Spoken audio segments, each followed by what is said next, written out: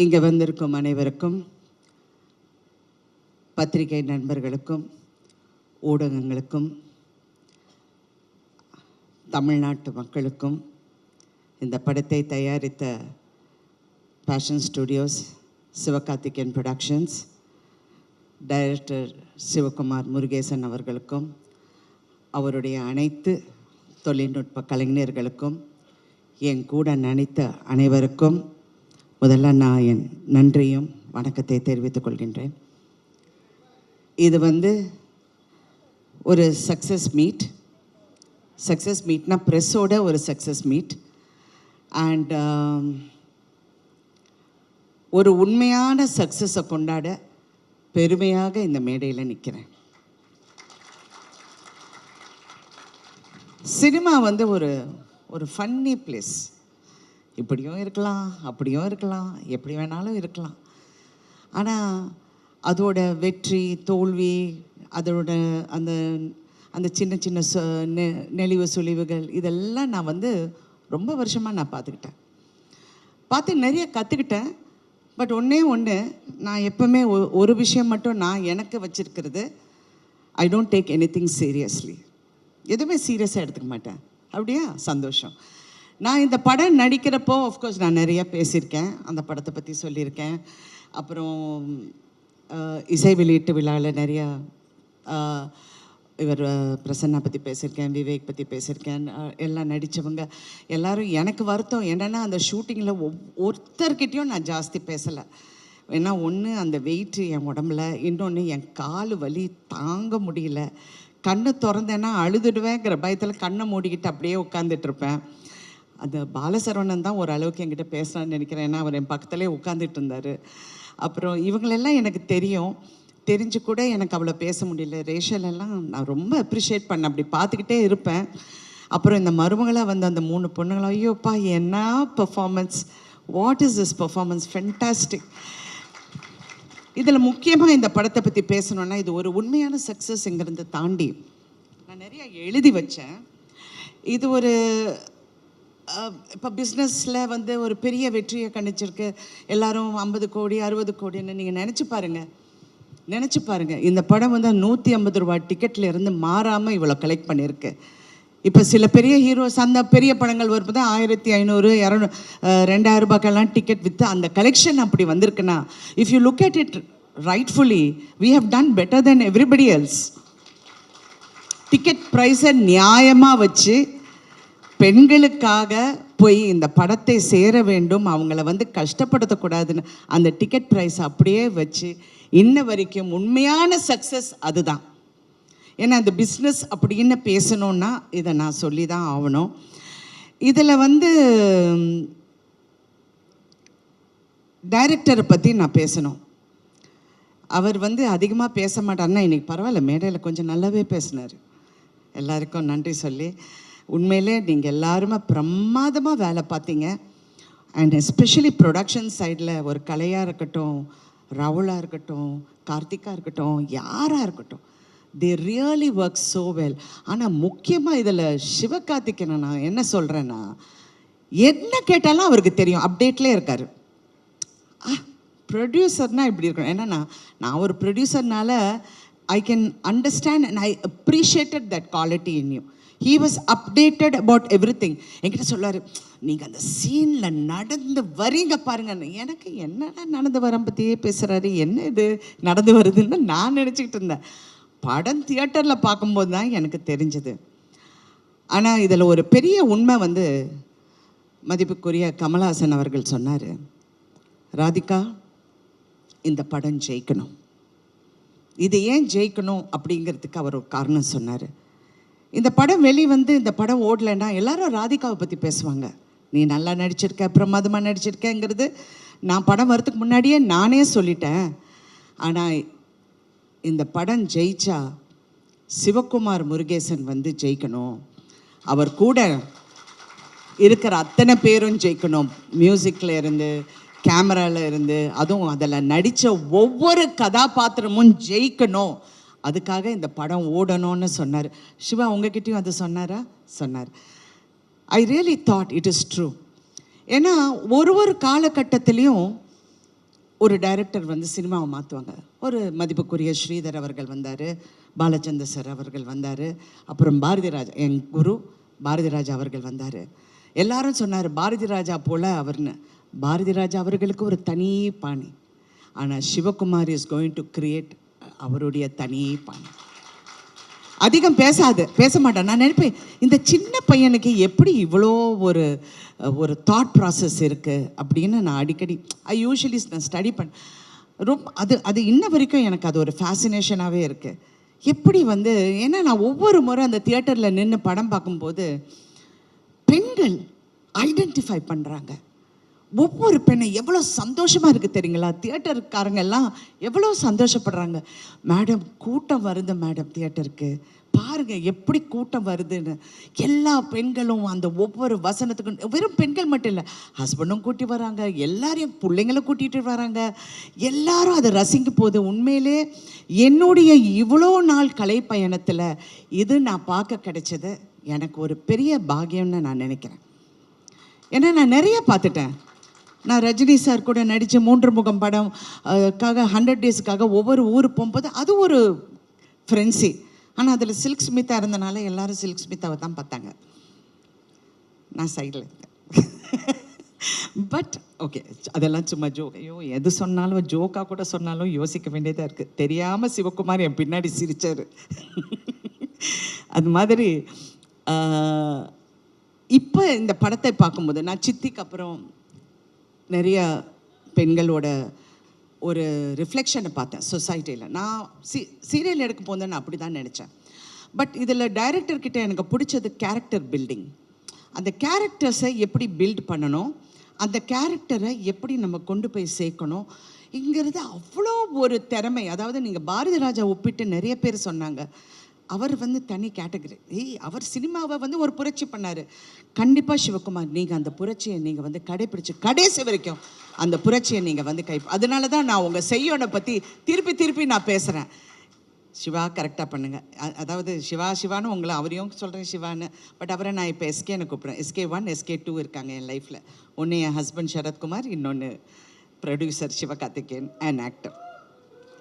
So 2 SKs who have changed my life also. ஏன்னா அவர் தான் என்னை வற்புறுத்தி இந்த படத்தை பண்ண சொன்னார். பண்ணியே ஆகணும்னு. நான் முடியவே முடியாதுன்னு. இப்போ உங்களுக்கு தெரியுதா, நேற்றே நான் 6 கதை கேட்டேன். எல்லாமே கிழவி கேரக்டர் வந்து சொன்னாங்க. நான் அப்படியே பார்க்குறேன். அப்புறம் வேற அப்படின்னு முன்னையாவது மதர் கேரக்டர் சொன்னாங்க, இப்போ கிழவி வரைக்கும் போயிட்டாங்க. யோ ஸ்டாப் அப்படின்னு சொல்லி. அதனால் உங்களுக்கு அந்த உங்களுக்கு தெலுங்கு பேசுகிறேன், தெலுங்குலேருந்து ஹைதராபாத்தில் ஷூட்டிங்னால ஆட்டோமேட்டிக். அதனால் உங்களுக்கு அந்த ஒரு ரெஸ்பான்சிபிலிட்டி இருக்குது. அடுத்த படத்தில் நம்ம ஈக்குவலாக செய்கிறோம். Okay okay, thank you. எனிவே,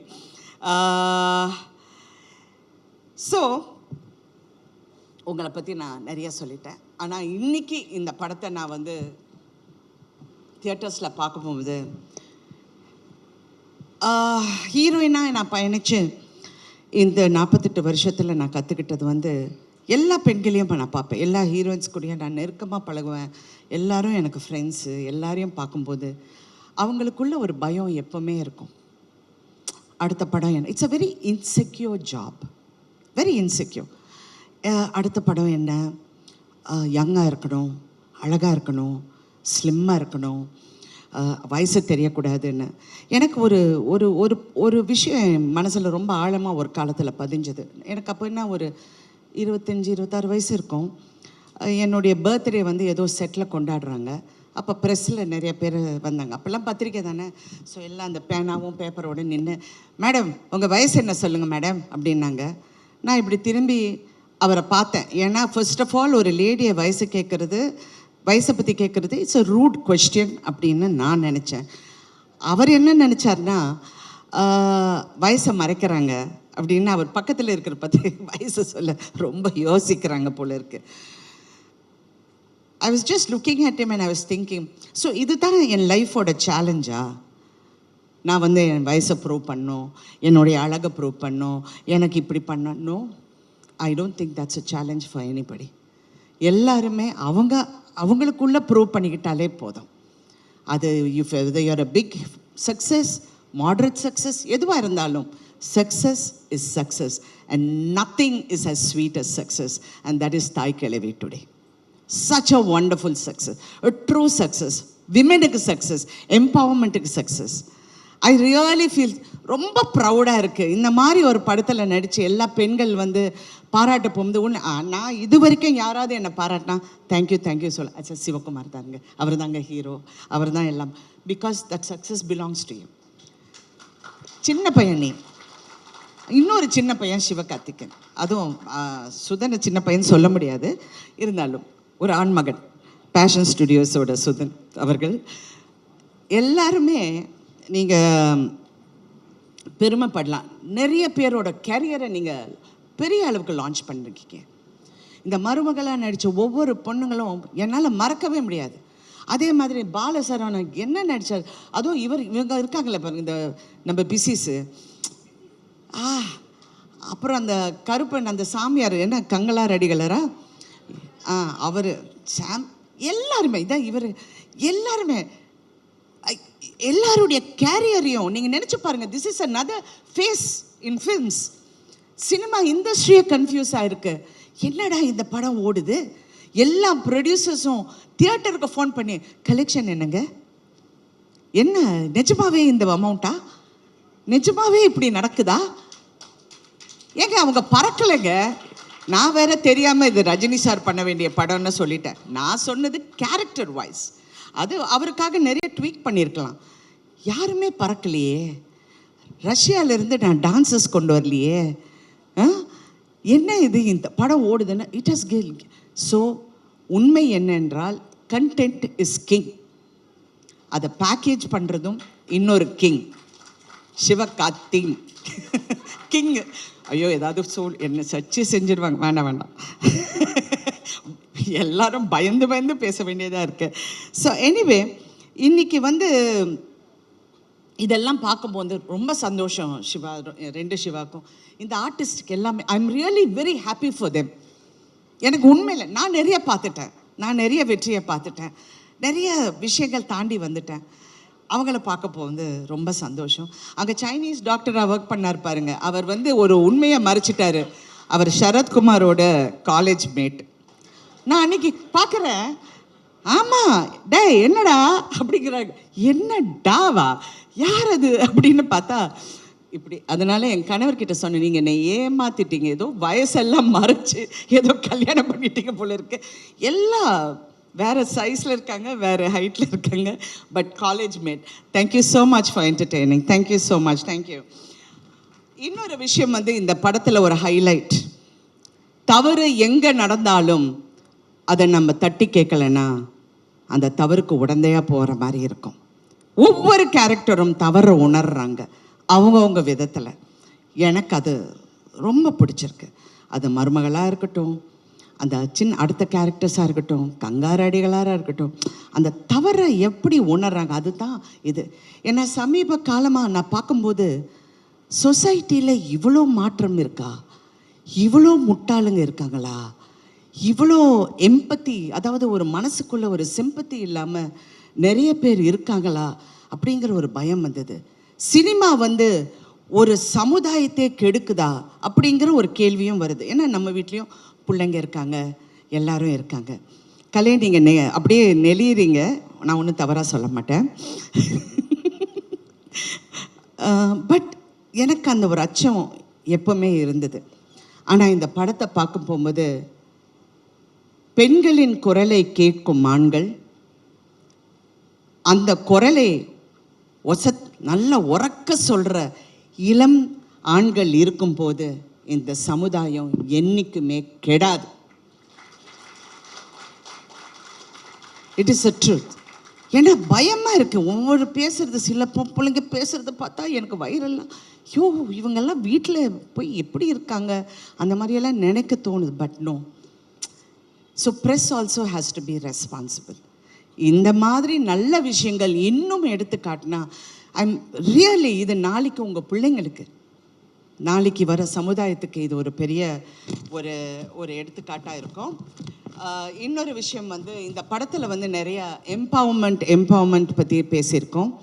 ஆனால் உண்மையான எம்பவர்மெண்ட் தயவு செஞ்சு எல்லா பெண்களும் அதை நம்புகிறாங்க, நம்பி ஆகணும். சினிமாவில் நிறைய பெண்கள் வந்து போராடுறாங்க, ஜெயிச்சாகணும். ஆனால் நான் இந்த வகையில் நான் எங்கே எம்பவர் ஆனேன்னா, இந்த படம் ஒத்துக்கு போகும்போது சுதன் என்கிட்ட பேசிகிட்டு இருந்தார். நான் சொன்னேன், எல்லா ஹீரோஸுக்கும் நீங்கள் சம்பளம் கொடுக்குறீங்க சரியா, ஏன் ஹீரோயின்ஸுக்கு சம்பளம் கொடுக்க மாட்டேன்றீங்க அப்படின்னு வந்தது. சுதன் சிரிக்கிறாரு. சிவகார்த்திகேயன் அப்படியே நல்ல பையன் மாதிரி உட்காந்துட்ருக்காரு.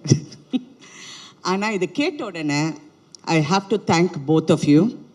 ஃபஸ்ட் டைம் தமிழ் இண்டஸ்ட்ரியில் ஒரு ஹீரோயினுக்கு ஷேரில் உங்கள் சம்பளம் வந்து இருக்குது அப்படின்னு சொல்லி ஒப்பிட்ட முதல் தயாரிப்பாளர்களின் பெருமை உங்களுக்கு தான் செய்யும். இது வரைக்கும் ஐ don't think any heroine has got done it. அதில் நான் அந்த பெருமை எனக்கு வந்து அது சார்ந்தது. And not only that, it is a good example for the industry. It is a good encouragement for women.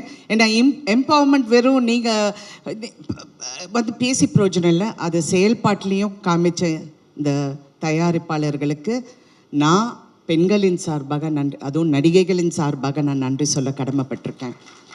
So they said S, ஷேரில் வர உங்களுக்கு ஒரு பர்சன்டேஜ் இஸ் யோர்ஸ். அதாவது மினிமம் எனக்கு பே பண்ணியாச்சு, எல்லாம் கிளியராக பண்ணிட்டாங்க. இருந்தாலும் ஷேரில் சொன்னோன்னே I am very happy.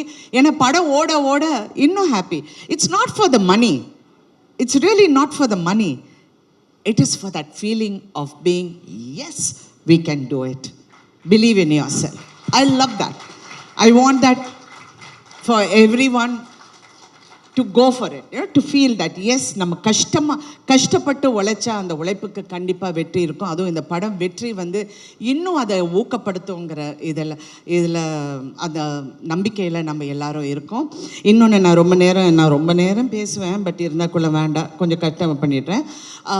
Thank you so much once again to each and every one. இந்த படத்தில் கான்ட்ரிபியூட் பண்ண எல்லாருக்கும் நான் நன்றி சொல்ல கடமைப்பட்டிருக்கேன். And also I wanted especially to Vivek, I want to tell him, thank you so much Vivek. I know how hard நீங்கள் work பண்ணீங்க, நீங்கள் எல்லாரும் ஒர்க் பண்ணீங்க, அவருடைய அசிஸ்டன்ஸ் எல்லாருக்கும். அப்புறம் இந்த படத்தில் நடித்த எல்லா பெண்களும் இங்கே வாங்க மருமகள் எல்லாரும் வாங்க. ஏன்னா this is about women empowerment. I want them to come. வாமா, நீயும் வாமா, நீங்கள் 2 பேரும் வாங்க ப்ளீஸ். எல்லாரும் ஸ்டேஜ்க்கு வாங்க ப்ளீஸ். ஆள் எல்லாம் இல்லாதீங்க, வாங்க உட்காருங்க, வாங்க. இவங்க எல்லாருக்கும் விமென் எம்பவர்மெண்ட் என்னங்கிறது காட்டி கொடுத்த உங்க அனைவருக்கும் நான் நன்றி. ஒரு பெரிய கைத்தட்டல் கொடுத்துடலாம். நீங்க சொன்னீங்க 2 குழந்தைங்க வச்சுக்கிட்டு என் பொண்டாட்டி வந்து எவ்வளோ கஷ்டப்பட்டாங்கன்னு. அந்த மாதிரி உணர்ற எல்லா ஆண்களுக்கும் வெற்றி நிச்சயம். மனைவியும் பிள்ளைங்களும் என்னைக்குமே நீங்க மறக்கக்கூடாது. இந்த மாதிரி பெண்கள் இருக்கிற வரைக்கும் சமுதாயம் கெட்டு போகாதுங்கிற மறுபடியும் கூறி thank you so much once again. And நான் வந்து அடுத்தது என்னுடைய இளம் தயாரிப்பாளர் சிவகார்த்திகேயன் அவர்கள் பேச போகிறாரு. மேம், அடியே ஒரே நிமிஷம். நான் அந்த படத்தை வந்து ரொம்ப வாழ்த்திருக்கேன். OG is back.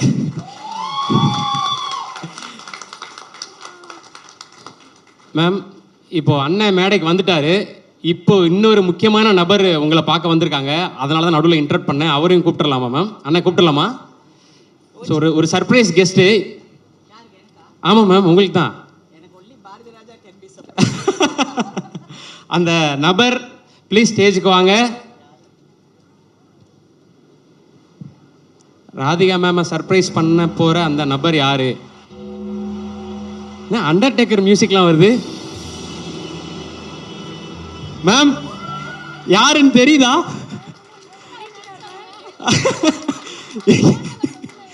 மேம், விடிபல் போட வந்திருக்காரு மேம். பவுனு தாயோட கணவர் மிஸ்டர் வேலுச்சாமி படத்துல போட்டோல மட்டுமே பயங்கரமா நடிச்சிட்டு. மேம், உங்களுக்கு யாருன்னு தெரியல நிஜமா? சார், அம்மா என் காது பக்கத்தில் உங்க வீட்டுக்கார சொன்ன, யோ ஏற்கனவே பிரஸ்ல தப்பா என்னை பத்தி எழுதுறாங்க, கணக்கு தப்பா எழுதுறாங்க, இது வேற, இது யாரு? ஐயா, ரொம்ப நன்றி நீங்க வந்ததுக்கு. மேம் உண்மையாவே சர்ப்ரைஸ் ஆயிட்டாங்க. Thank you so much. வாங்கய்யா, நன்றியா. என்னங்கய்யா? ஐயா ஐயா மேமும் சாரும் இருக்காங்க, அண்ணனும்.